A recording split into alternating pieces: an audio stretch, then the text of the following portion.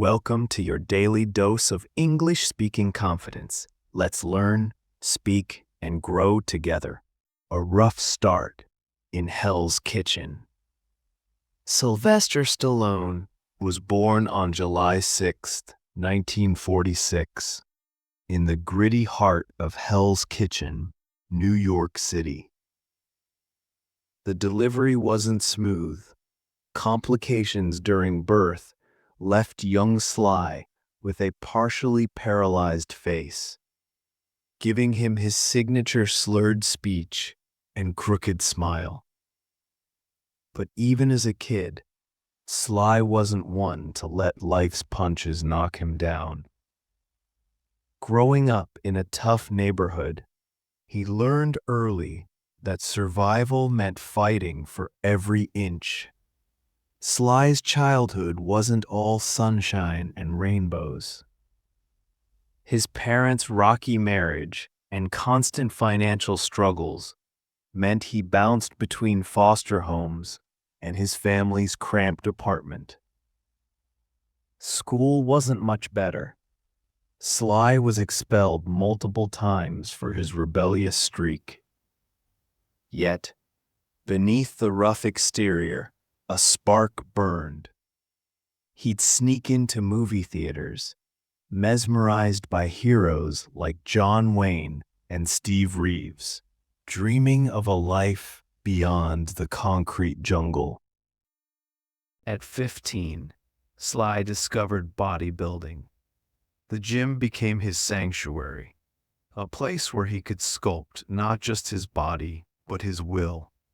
Every rep, every bead of sweat was a step toward proving he was more than the kid everyone underestimated. By his late teens, he was already turning heads with his chiseled physique. But he knew muscles alone wouldn't get him out of Hell's Kitchen. He needed a bigger dream, the hustle to Hollywood. In his early 20s, Sly moved to Philadelphia, chasing acting dreams with little more than grit and a few bucks in his pocket. The city's tough streets felt familiar, but the path to stardom was brutal. He took odd jobs, cleaning lion cages at the zoo, bouncing at bars, even starring in a low-budget adult film just to pay rent. Rejection after rejection piled up, with casting directors dismissing his look and voice. "You're not leading man material," one sneered. But Sly didn't flinch. He'd heard worse. He started writing scripts, pouring his heart into stories of underdogs who refused to quit. One night in 1975, inspiration struck like lightning. Squat, watching a boxing match between Muhammad Ali and Chuck Wepner, a nobody who went 15 rounds with the champ. Sly saw himself in Wepner's stubborn refusal to fall. Over 3 feverish days, he wrote Rocky, a tale of a down-and-out boxer who gets a shot at glory. The script was raw, real, and deeply personal. Sly shopped Rocky around Hollywood, but there was a catch. He insisted on starring as Rocky Balboa himself. Studios offered big money to buy the script. $125,000, then $250,000, but only if they could cast a big name like Ryan O'Neal or Boat Reynolds. Sly, nearly broke and living with his wife Sasha and their dog Butkus, said no. "This is my story," he told them. "I am Rocky." His stubbornness paid off when United Artists finally agreed, giving him $1 million to make the film with himself as the lead. The making of a legend, filming Rocky, was a grind. With a shoestring budget, Sly and director John G. Avildsen shot guerrilla style on Philly streets. The iconic training montage, Sly running up the steps of the Philadelphia Museum of Art, wasn't scripted. It was born from necessity when they couldn't afford more elaborate scenes. Sly did his own stunts, taking real punches to make the fights feel authentic. His nose broke, his ribs bruised, but he kept going. "Pain is temporary," he'd mutter. "Glory lasts forever." When Rocky hit theaters in 1976, it was a knockout. Audiences cheered for the Italian stallion, a lovable loser who fought for respect, not just victory. The film grossed $225 million worldwide and won 3 Oscars, including Best Picture. Sly, once a nobody, was now a household name. But the victory was bittersweet. Fame brought pressure, and Sly felt the weight of proving Rocky wasn't a fluke. He threw himself into Rocky II, writing and directing this time. The sequel dug deeper into Rocky's heart, his struggle to balance family life with his hunger to reclaim his pride. Fans loved it, and Sly's star rose higher, but Hollywood's glitz couldn't erase his insecurities. He still felt like the kid from Hell's Kitchen, fighting to prove he belonged.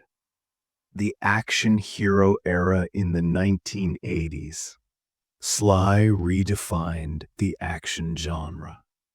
He created John Rambo, a haunted Vietnam vet, in First Blood, 1982. Rambo wasn't just a killing machine. He was a broken man, betrayed by a country he fought for. The film's raw emotion struck a chord. But sequels like Rambo, First Blood Part 2, leaned harder into explosive action, turning Sly into a global icon. Critics called him a one-dimensional meathead, but fans saw a hero who embodied resilience. Sly doubled down with Rocky III and IV, introducing larger-than-life villains like Clubber Lang, Mr. T, and Ivan Drago, Dolph Lundgren. Rocky IV, 1985, became a Cold War anthem, with Rocky's fight against Drago symbolizing America's defiance. The film's training montage, set to Hearts on Fire, had audiences pumping their fists. Fire. Sly's real-life dedication was just as intense. He nearly died filming the Drago fight when Lundgren's punch sent him to the ICU. Off-screen, Sly's life was a roller coaster. His marriage to Sasha ended. He churned out action flicks like Cobra and Over the Top, but not all were hits. Critics panned his comedies, and by the early 90s, Sly's star was fading. "You're only as good as your last fight," he'd say, dusting himself off. The comeback king the 2000s tested Sly's resolve. Flops like Driven and Detox made Hollywood whisper he was washed up. At 60, most actors would have retired, but Sly wasn't done. He returned to his roots, writing and directing Rocky Balboa, 2006, a soulful coda to the series. The film showed an aging Rocky, widowed and running a small restaurant, stepping back into the ring for one last fight. Audiences wept and cheered, proving Sly still had it. Inspired, he revived Rambo in 2008's Rambo, a brutal, personal film about redemption. Then came The Expendables, 2010, a love letter to 80s action with a dream cast: Stallone, Schwarzenegger, Willis, and more. Sly directed and starred, shrugging off injuries like a broken neck during filming. The franchise became a hit, cementing his comeback. Sly's personal life, though, wasn't all victories. He faced tragedy with the loss of his son Sage in 2012. He channeled his grief into his work, finding solace in storytelling. "You keep moving forward," he said. "It's what you do." The mentor and legacy builder by the 2010s, Sly was more than an action star. He was a mentor.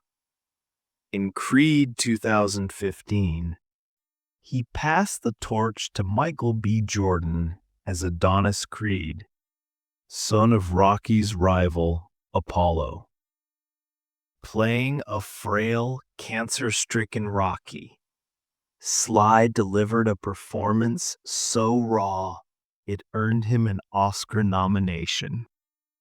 Fans saw the real Sly in those scenes, a fighter who'd faced life's hardest punches and still stood tall. He kept writing, directing, and producing, launching Creed 2 and Rambo: Last Blood. Off-screen, he embraced his role as a family man, raising his daughters Sophia, Sistine, and Scarlett, with wife Jennifer Flavin. He shared life lessons on social media, inspiring millions with quotes like, "It ain't about how hard you hit. It's about how hard you can get hit and keep moving forward." Sly also explored new ventures, like his reality show The Family Stallone, showing his softer side.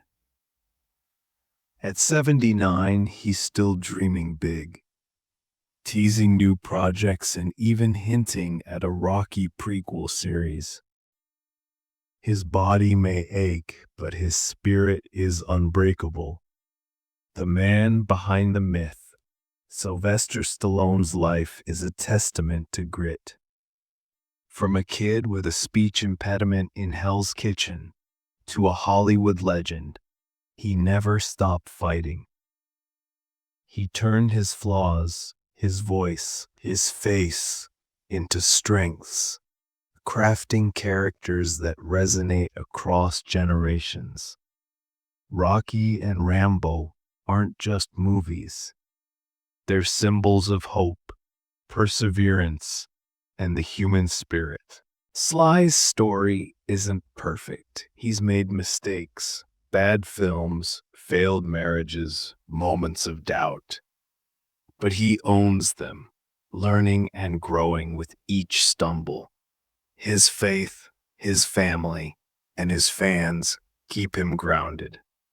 Today, he's not just a star, but a beacon for anyone who's ever been counted out. Star, as Sly once said, life is a fight. You get knocked down, you get back up. That's how you win. And win he did, not just in the ring or on the screen, but in the hearts of millions who see in him a reflection of their own struggles and triumphs.